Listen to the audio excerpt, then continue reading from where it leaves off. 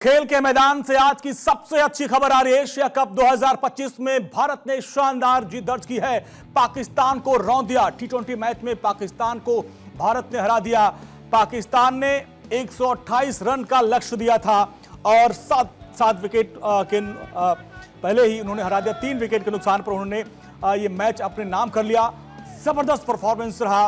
पहले गेंदबाजों ने 127 रन पे उनको रोक दिया। इसके बाद जो हमारे बल्लेबाज आए उन्होंने क्या बैटिंग की, शानदार बैटिंग रही। और हमारे साथ सिद्धार्थ महान। सिद्धार्थ, जब ये मैच शुरू हुआ पहले तो टॉस को लेकर भाई टॉस जो जीता उसके साथ थोड़ा सा फेवर रहेगा, लेकिन सलमान के पक्ष में कोई फेवर गया नहीं। आज जिसको कहते हैं ना शानदार जीत, हर क्षेत्र में, चाहे गेंदबाजी हो, बल्लेबाजी हो, चाहे फील्डिंग हो। बिल्कुल, और बहुत शानदार जीत। और आपने जैसा बोला, सलमान आगा ने टॉस जीत लिया पर उनका वहीं से डिसीजन मेकिंग गलत हो गई। और ये मैं बात भी कर रहा था अभी थोड़ी देर पहले कि शायद पाकिस्तान की ये एक सीरीज करीब करीब इसी तरीके से रही है। वो पिछले 4-5 महीने से, चाहे वो बॉर्डर पे हो चाहे वो क्रिकेट के मैदान पे हो, लगातार गलत डिसीजन ही लेते आ रहे हैं। बट आप देखिए, इस यहाँ पर रिकॉर्ड रहा है कि जो चेस करता है, जो बाद में बैटिंग करता है, वो लोग आराम से वो टीम आसानी से जीतती है। पिछले 8 मैचेस में भी भारत और पाकिस्तान के बीच में 7 मैचेस चेज करके जीते गए हैं। यहां पर थोड़ी सी बॉल ग्रिप कर रही थी, ड्यू आने का फैक्टर था। इन सब के बावजूद किसी के समझ में नहीं आया। कई एक्सपर्ट्स इस बारे में बात कर रहे थे, फील्ड पे बात हो रही थी कि क्यों बैटिंग ली गई। सलमान आगा ने पाकिस्तान को पहले बैटिंग क्यों करवाई, कुछ समझ नहीं आया। और उसके बाद सारा आपने देखा, पाकिस्तान को बैटिंग में एकदम परास्त कर दिया। सारे बॉलर्स ने बहुत अच्छा परफॉर्म किया। पहले ओवर में विकेट, दूसरे ओवर में विकेट, और लास्ट में अगर वो 2 या 3 छक्के शाहीन शाह अफरीदी नहीं मारते तो शायद ये 100 रन के पार भी नहीं जा पाती पाकिस्तान, और ये मैच 10 या 12 ओवर में शायद भारत खत्म कर देती। पर कोई बात नहीं, हमने 16 ओवर में खत्म कर दिया। बहुत डोमिनेंस दिखाई है, और यही डोमिनेंस इंडिया से एक्सपेक्टेड भी थी। यही हम चाह रहे थे कि आज इंडिया मैच खेले। बहुत पॉलिटिक्स के डिसीजंस के ऊपर बात हो रही थी, बट जब एक बार भारत सरकार ने कह दिया कि खेल रही है टीम, तो ये सबसे अच्छी चीज यही थी कि सारी टीम ने बहुत अच्छे से पूरा मैच को वन साइडेड रखा, पाकिस्तान को बुरी तरीके से हराया, और पूरे देश को इस समय खुशियां बांटी हैं। और सिद्धार्थ, अभी हम पाकिस्तानी फैंस को सुन रहे थे, वो कह रहे हम लोग तो यहाँ पर चीयर लीडर्स की तरह आए थे, यानी पाकिस्तान में टीवियां टूट रही होंगी अब। टीवी भी टूट रहे होंगे, और मुझे पता नहीं इस समय टीवी, फ्रिज, उनके तो काफी सारे अप्लायंसेस टूट रहे होंगे। बट इस समय बहुत गैप है दोनों टीम्स के बीच में। डिस्क्रेडिट मैं किसी भी प्लेयर को पाकिस्तान के भी नहीं करना चाहूंगा, आखिर में एक्सपोर्ट है। बट बहुत गैप है इंडिया की टीम में। और इस समय शायद वाइट बॉल क्रिकेट में शायद ही कोई टीम हो, शायद ऑस्ट्रेलिया हो जो भारत के कंपैरिजन में आ सकती है। बट पाकिस्तान हो, चाहे श्रीलंका हो, चाहे कोई भी टीम हो, इस समय भारत के आसपास भी नहीं है। जो प्लेयर्स हैं उनके स्किल लेवल्स बहुत हाई हैं इंडिया के।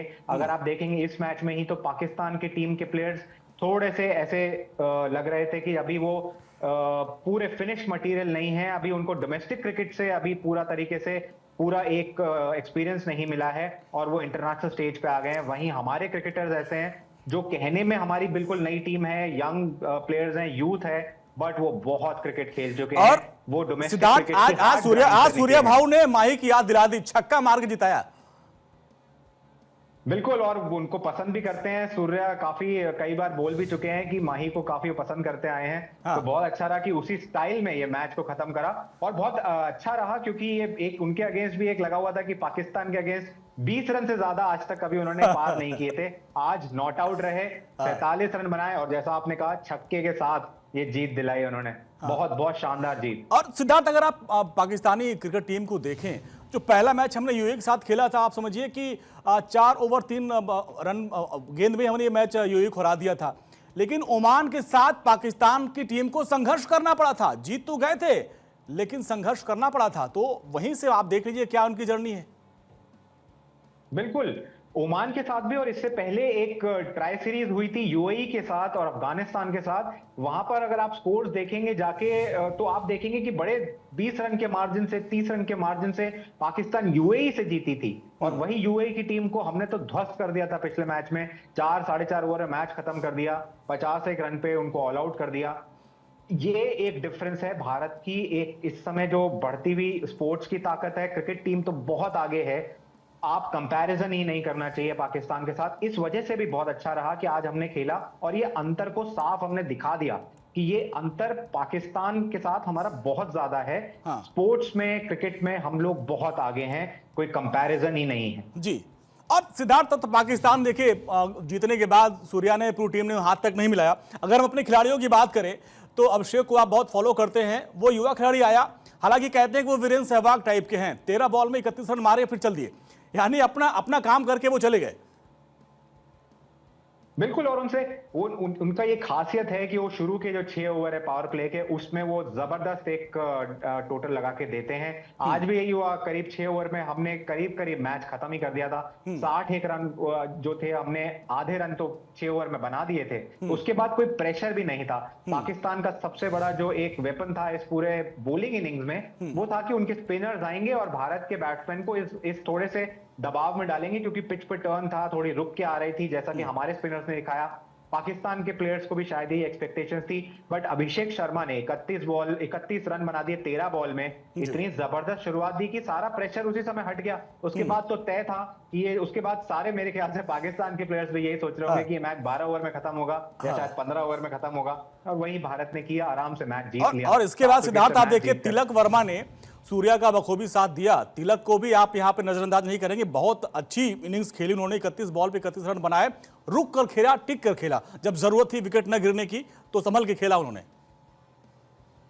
जी, 40 पे 2 हो चुके थे। हालांकि सबको पता है कि भारत का मिडिल ऑर्डर बहुत स्ट्रांग है। इसके बाद संजू सैमसन भी थे। ये भी एक आपको तिलक वर्मा को एक स्ट्रेंथ देता है कि हमारे उनके पीछे इतने बड़े बैट्समैन बैठे हैं। अभी हार्दिक पांड्या आने बाकी थे, संजू सैमसन आने बाकी थे, अक्षर पटेल इतने अच्छे प्लेयर हैं, उनका अभी आना बाकी था। तो ये पता था कि पीछे इतनी डेप्थ है। तिलक वर्मा हर मैच से आगे अपने बेटर से बेटर होते ही जा रहे हैं। वो पिछले 2 साल के अंदर इतने मैच्योर प्लेयर हो गए हैं टीम इंडिया के, अब बहुत इंपॉर्टेंट 4 नंबर के वो खिलाड़ी। और इस समय शायद वो सूर्य कुमार और तिलक वर्मा इस टीम के एक रीढ़ की हड्डी हैं, कि इसी वजह से अभिषेक शर्मा ओपन करके अपने आप को एक्सप्रेस कर सकते हैं कि जैसा मर्जी वो बॉलिंग को चाहे वो उस तरीके से खेल सकते हैं, आउट होने का डर नहीं है। क्योंकि तिलक वर्मा 4 नंबर पे आते हैं, आपके हार्दिक पांड्या हैं, संजू सैमसन है, सूर्य कुमार यादव है। इस वजह से ये टीम इतनी स्ट्रांग है, क्योंकि डेप्थ बहुत है। सिद्धार्थ, आप हार्दिक पांड्या को भी बड़ा फॉलो करते हैं, वो हर बार मैच से पहले कुछ अपने हेयर स्टाइल अलग अलग करवा लेते हैं। इस बार भी कुछ वो अलग रंग करवा के गए थे और पहला ही खाता उन्होंने खोल दिया पहले ही बॉल पे। जी, वो मशहूर है हार्दिक पांड्या हमेशा से कि नए नए हेयर स्टाइल वो अपनाते हैं, और मेरे ख्याल से उनको सूट भी कर रहा है। उनकी जिस तरीके से उनकी एक कलरफुल पर्सनालिटी है, उनको ये एक ब्लॉन्ड कलर उनके बालों पे सूट भी कर रहा है। बट सबसे इंपॉर्टेंट चीज ये है कि इस तरीके के जो भी वो फैशन करते हैं वो अपनी जगह है, पर उनका खेल प्रभावित नहीं होता। जब वो खेलने आते हैं तो उनका ध्यान बिल्कुल खेल पे होता है। आज भी पहले ही ओवर में उन्होंने विकेट लिया, अच्छी बॉलिंग करी, और पिछले कई समय से हार्दिक पांड्या बहुत अच्छा परफॉर्मेंसेस देते आ रहे हैं। ये पूरी टीम, आप एक एक करके इसमें सारे 11 जो प्लेयर्स हैं वो इतने जबरदस्त हैं। इस टीम में आप सोचिए, यशस्वी जायसवाल अपनी जगह नहीं बना पा रहे हैं, तो ये टीम कितनी सशक्त होगी। इस टीम में अच्छा बहुत सिद्धार्थ, आपने जो पहला 2 ओवर देखा होगा उसमें हुआ कि पहले पांड्या ने बॉलिंग की, बूम बूम बुमराह ने कैच लिया, फिर बुमराह ने बॉलिंग की, फिर पांड्या ने कैच लिया, मतलब हिसाब किताब बराबर चलता रहा, बड़ा मजा आ रहा था। बिल्कुल, शुरू में ऐसा ही लग रहा था कि शायद ये दोनों ही आपस में 2-3 विकेट शेयर करके मैच को करीब करीब एक साइड कर देंगे। 2 ओवर में 2 विकेट आ गए थे, प्रेशर पाकिस्तान पे था, और उसके बाद हमारे स्पिनर्स ने इतनी अच्छी बॉलिंग करके पाकिस्तान पे वो दबाव बनाए रखा। मतलब आउटस्टैंडिंग कंप्लीट परफॉर्मेंस है ये, आपके किसी भी डिपार्टमेंट से शिकायत नहीं है इस मैच में। आप देख सकते हैं सभी बॉलर्स ने बहुत अच्छी बॉलिंग करी है, और जिन भी बैट्समैन की बैटिंग आई है उन्होंने दिखाया कि वो दबेंगे नहीं। शायद जल्दी आउट भी हो गए शुभमन गिल, बट आप उनका इंटेंट देख रहे थे, कितना जबरदस्त वो खेल रहे थे जी। ये टीम किसी से डर नहीं रही है, किसी से ये घबराती नहीं है, चाहे पाकिस्तान हो सामने, चाहे कोई भी हिस्ट्री उनके सामने हो जी। ये टीम बिना घबराए, बिना किसी पुराने रिकॉर्ड्स की परवाह किए ये खेलती है। सिद्धार्थ देखिए, मेरे तो रविंद्र जडेजा के बाद जो सबसे फेवरेट खिलाड़ी हैं ऑलराउंडर में अगर मैं बात करूं तो अक्षर पटेल हैं, और अक्षर पटेल ने आज अपना जलवा दिखाया। जी बहुत अच्छे क्रिकेटर हैं। अक्षर पटेल को देखा जाए तो अक्षर पटेल पिछले वर्ल्ड कप में T20 वर्ल्ड कप से इतना इंपॉर्टेंट प्रदर्शन करते हैं। आप सबको याद होगा वो साउथ अफ्रीका के अगेंस्ट फाइनल जो था उसमें भी अक्षर पटेल ने बहुत अच्छी परफॉर्मेंसेस दी थी। विराट कोहली के साथ उन्होंने रन बनाए थे। अक्षर पटेल बहुत इंपॉर्टेंट है। ये जब 3-4 विकेट कई बार गिर जाते हैं तो अक्षर पटेल ने आके कितने मैचेस हुए हैं जिसमें उन्होंने ये पीछे से पारी को संभाला है, तेज रन भी बनाए हैं और साथ में पारी को संभाला भी है। और आज तो बॉलिंग से भी कमाल दिखाया, साथ ही साथ बॉलिंग बैटिंग उसके अलावा वो जबरदस्त फील्डर हैं। ये सबसे इंपॉर्टेंट खासियत है और इन सब के बीच आज के जो बॉलिंग के हीरो थे कुलदीप को कौन भूल सकता है। 3 विकेट जब जरूरत थी तब उन्होंने लिया और वो हर मैच से, कुलदीप यादव हर मैच से बेटर होते चले जा रहे हैं। अगर उनको आज कोई देखेगा तो ऐसा लग रहा था कि अभी शेन वॉर्न की बर्थडे थी तो शायद, और उन्होंने अपना ट्रिब्यूट भी लिखा था कुलदीप यादव ने, वो बहुत उनसे सीखते थे। जब शेन वॉर्न यहाँ पर आईपीएल के लिए कवर करने के लिए आते थे तो काफी उनसे बातचीत भी करते थे।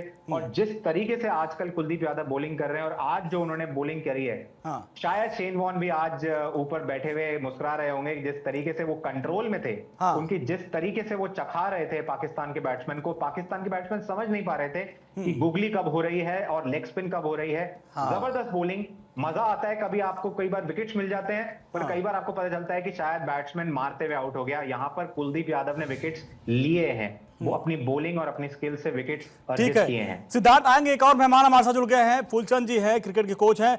सर बहुत बहुत स्वागत। और जबरदस्त मैच हुआ, कैसा लगा? और ये तो उम्मीद थी कि हमको जीतना ही है, लेकिन इस तरीके से आज का दिन बन गया। देखिए मैंने पहले ही बोला था कि सारे बाराती हैं, इंडिया ही दूल्हा है।